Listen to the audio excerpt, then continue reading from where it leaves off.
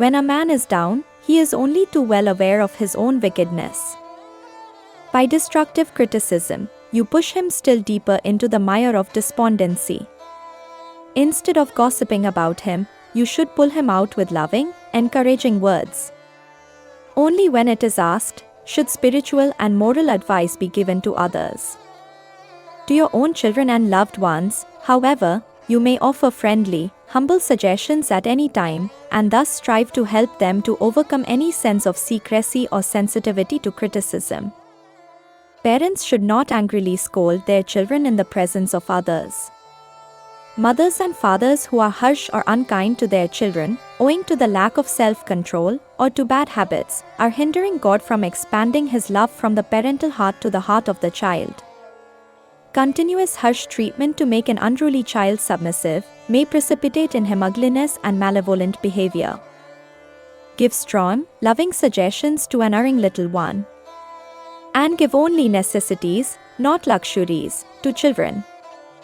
Do not make them slaves of things or of bad habits. Every father, as well as every mother, is responsible for the way he disciplines his children. Parents' discipline should be firm but kind, and parents should not hesitate to discipline the child if it is wrong. Discrimination is necessary to understand what is best for the child. Children need to learn how to behave in all situations. But if father and mother urge the child to forsake God and righteous ways, then another law comes into play. No parent has the right to dissuade a child from seeking God and following truth. That is the one time the father and mother may be disobeyed, for our loyalty is to God, who loves us through our parents. Do not become too seriously attached to anything or anyone. A mother should strive to consider every child as God's loan to her to care for. Then, if bereaved, she will be able to say, "My child is taken away from me that God may glorify Him. I am happy for His sake." When the mother can withdraw personal feeling or attachment, then she understands what true love is. Attachment never fosters love. It destroys love. Attachment is the source of our misery.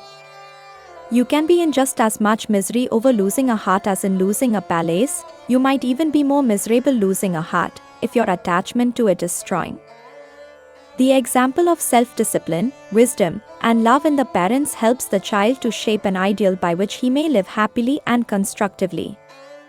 Parents should meditate regularly that the love they express towards their children may be a true expression of the unconditional forgiving love of the Divine Mother, and that the discipline they give their children may be a true expression of the protective wisdom of the Heavenly Father.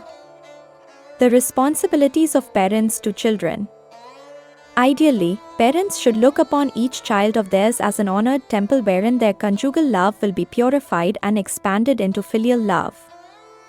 They should feel that they are serving a little God residing in the infant temple, and the child should be able to look upon his parents as the visible representatives of God on earth. It is the duty of parents to open up the minds and hearts of their children and to guide them in the cultivation of the right attitude toward life, toward their emotional problems, and toward sex when they are old enough.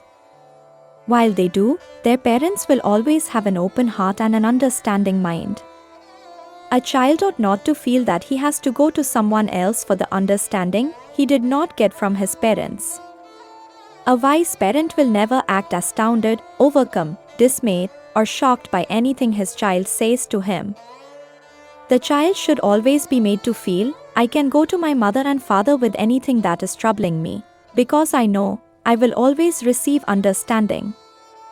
Every parent wants his children someday to say, "I am thankful for my parents, they were firm with me, but I always knew they loved me and that I could go to them with anything, knowing I would receive understanding, guidance, and patience." But in order to be that kind of mother or father, the parent must also be willing to discipline himself. He has to set the right example, physically, morally, intellectually, and spiritually. He has to cultivate wisdom, patience, and understanding, and he has to exercise perfect self-control whenever he is dealing with his child. Thus will he be able to fulfill the divine responsibility he takes upon himself when he brings a child into this world. In the West, many people believe in freedom of a different kind. I call it whim freedom.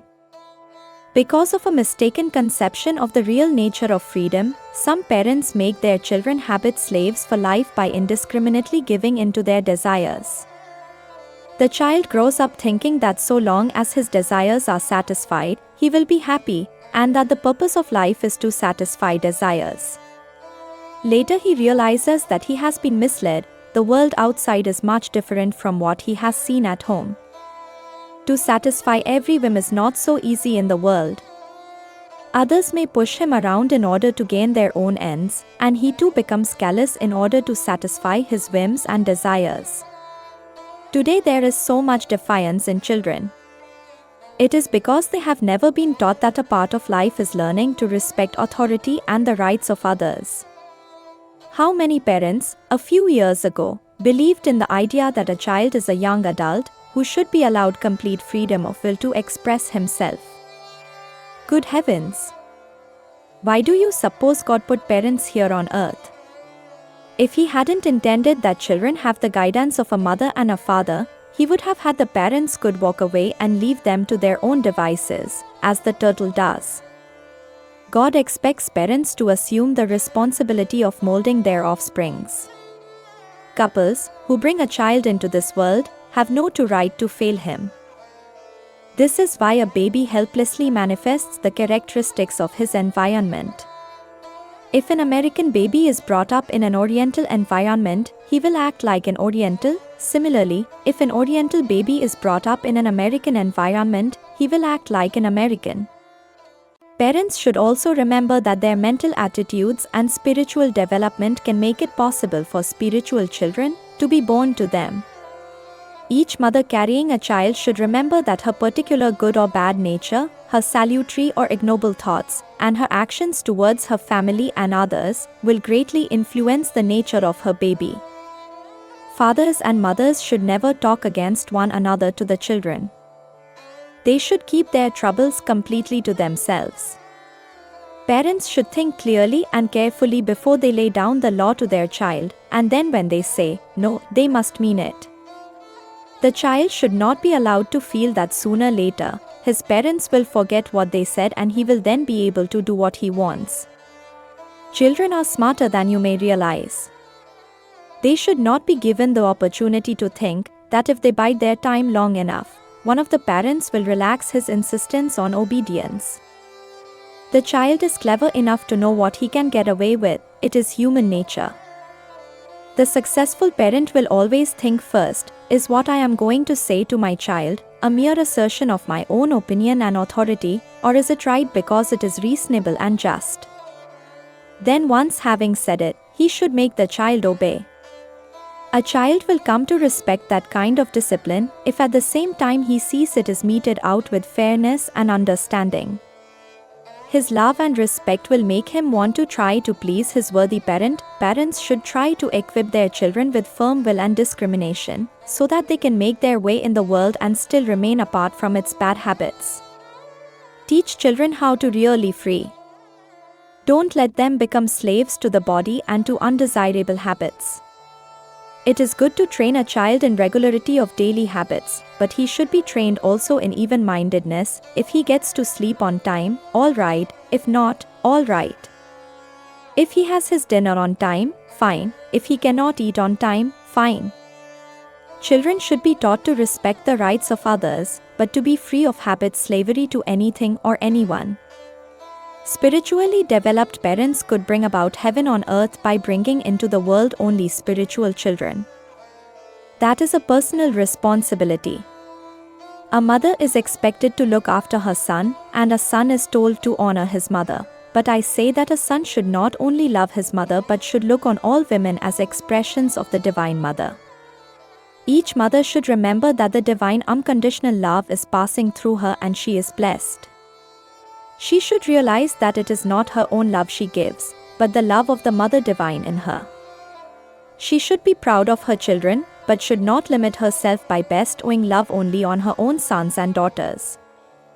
A mother should give divine unconditional love to all.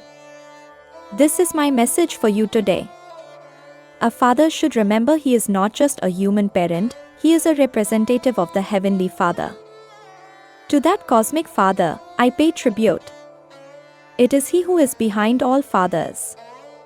Each father should therefore realize that he has a responsibility to behave properly, for the transparent light of the Spirit cannot flow through him if his mind is darkened with delusion and erroneous thoughts. He must keep himself pure, for it is through him and through all other fathers that the Heavenly Father looks after the children of earth. A human father's body and mind ought to be a temple of the Divine Father. As an instrument of the Divine Being, the Father plays his greatest creative role when he implants in his children's thoughts that will lead to God realization. Many parents are responsible for burdening the earth with misery by ignorantly producing criminal children. Instead, spiritually developed parents could save the world and make it heavenly by creating spiritual children and by living a life of moderation, self-discipline, and meditation. To produce offspring is not a unique accomplishment, the animal does that. But to produce children on the plane of divine love and in a spiritual consciousness is an important achievement. Even animals may be bred to order, yet many human children are born out of passion and accident, emotion and evil. How can they be pure and perfect? The perpetrators of thefts and other crimes are usually children who were born out of passion, although sometimes there is a good soul here and there. You should realize that example is more important than schooling. One should not tell his children, "Do not do as I do, but do as I say." If you do not want a child to smoke, you yourself should not smoke. If you want a child to be mild and noble of speech, you should not talk to your wife impatiently, because the child notices your example. Be kind in word and thought because it is the Heavenly Father who has taken your form to look after the child.